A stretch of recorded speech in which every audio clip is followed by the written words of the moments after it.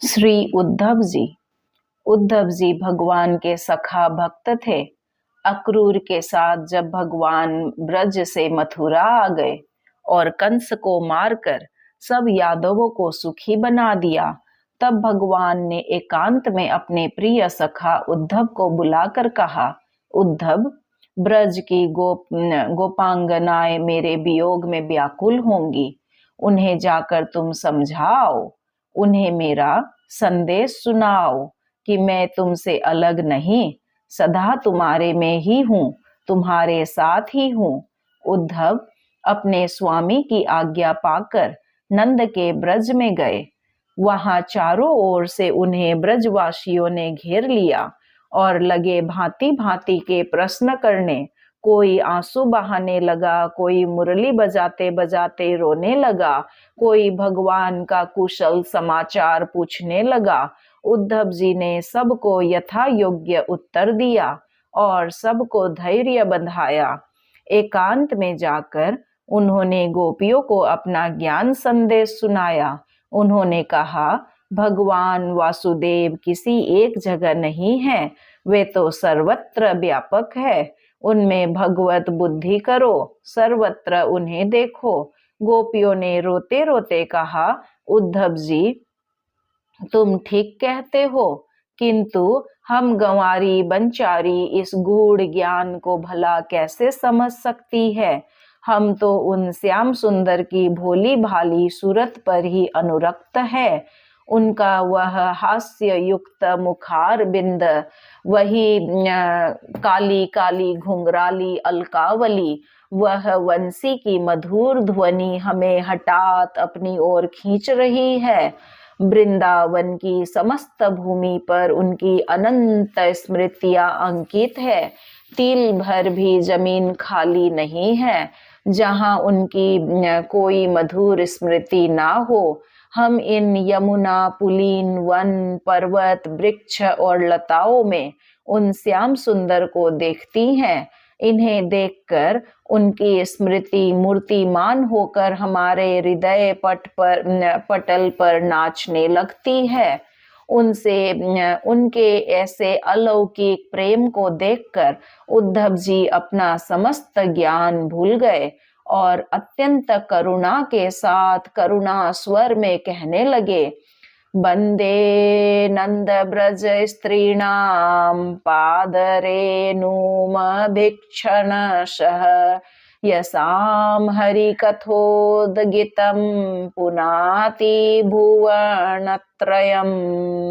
मैं इन ब्रजंगनाओं की चरण धूलि की भक्ति भाव से वंदना करता हूँ, जिनके द्वारा गाई हुई हरि कथा तीनों भुवनों को पावन करने वाली है। ब्रज में जाकर उद्धव जी ऐसे प्रभावित हुए कि वे सब ज्ञान गाथा भूल गए। भगवान के द्वार का पधारने पर ये भी उनके साथ गए। यदुवंशियों के मंत्रिमंडल में इनका भी एक प्रधान स्थान था।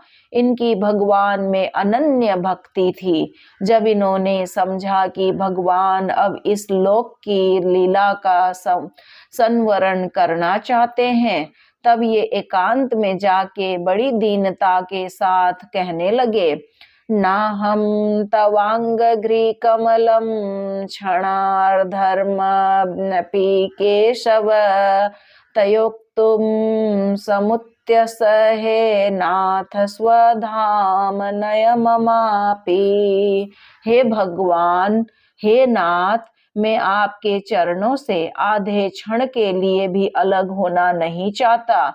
मुझे भी आप अपने साथ ले चलिए। भगवान ने कहा, उद्धव, मैं इस लोक से इस शरीर द्वारा अंतर्हित होना चाहता हूँ। मेरे अंतर्हित होते ही यहाँ घोर कलयुग आ जाएगा। इसलिए तुम बद्रिकाश्रम को चले जाओ और वहां तपस्या करो। तुम्हें कलयुग का धर्म नहीं व्यापेगा। भगवान की ऐसी ही मर्जी है, यह समझकर उद्धव जी चले तो गए, किंतु उनका मन भगवान की लीलाओं में ही लगा रहा। जब सब यादव प्रभास क्षेत्र को चले गए तो भगवान की अंतिम लीला को देखने उद्धव जी भी प्रभास में पहुंचे। तब तक समस्त यदुवंशियों का संहार हो चुका था। उद्धव जी ढूंढते ढूंढते भगवान के पास पहुंचे। भगवान सरस्वती नदी के तट पर एक अश्वत्थ वृक्ष के नीचे विराजमान थे। उद्धव जी ने रोते रोते उन्हें प्रणाम किया। देव योग से पराशर के शिष्य मैत्रेय जी भी वहां आ गए। दोनों को भगवान ने इस समस्त जगत की सृष्टि स्थिति प्रलय का ज्ञान कराया और इस अंतिम ज्ञान को विदुर जी के प्रति उपदेश करने के लिए भी भगवान मैत्रेय जी को आज्ञा कर गए। भगवान की आज्ञा पाकर उद्धव जी बद्रिकाश्रम को चले। भगवान अपने परम धाम को पधारे। उद्धव जी के हृदय में भगवान का वियोग भर रहा था, अतः उन्हें कुछ भी अच्छा नहीं लगता था।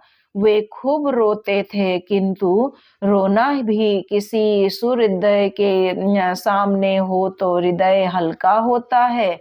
देव योग से उद्धव जी को विदुर जी मिल गए। विदुर जी ने पूछा, यदुवंश के सब लोग कुशल पूर्वक तो हैं? यदुकुल का नाम सुनते ही उद्धव जी डाह बांध कर रो पड़े और रोते रोते बोले, कृष्णा धूमणि निम्लोचे गिरणेश्व जगरेणः किं नूनः कुशलं ब्रूयाम गतश्रीषु गृहेष्वहम् दुर्भगो बतलोक्योऽयं यदवो नितरामपि ये शन्वन्सन्तो न विदुर्हरिमिनाइवोडुपम्। कृष्ण रूपी सूर्य के अस्त होने पर, काल रूपी सर्प के ग्रसे जाने पर ही विदुर जी हमारे कुल की अब कुशल क्या पूछते हो? यह पृथ्वी हतभागिनी है और उनमें भी ये यदुवंशी सबसे अधिक भाग्यहीन है, जो दिन रात पास में रहने पर भी भगवान को नहीं पहचान सके। जैसे समुद्र में रहने वाले जीव चंद्रमा को नहीं पहचान सकते। इसके बाद उद्धव जी ने यदुवंश के क्षय की सब बातें सुनाई। उद्धव जी परम भागवत थे। ये भगवान के अभिन्न विग्रह थे। इनके संबंध में भगवान ने स्पष्ट कहा है, अस्माल्लोकादुपरते मयि ज्ञानं मदाश्रयम् अर्हत्युद्धव एवादत्ता सम्प्रत्यात्मवतां वरः नोद्धवो नवपि मुन्नयुनो यद्गुणैर्नार्दितः प्रभुः अतो मद्वयुनुं लोकं ग्रहन्निन्ह तिष्ठतु। मेरे इस लोक से चले जाने के पश्चात उद्धव मेरे ज्ञान की रक्षा करेंगे। उद्धव मुझसे गुणों में तनिक भी कम नहीं है, अतः वे ही सबको इसका उपदेश करेंगे। जिनके लिए भगवान ऐसा कहते हैं, उनके भगवत प्रेम के संबंध में क्या कहा जा सकता है?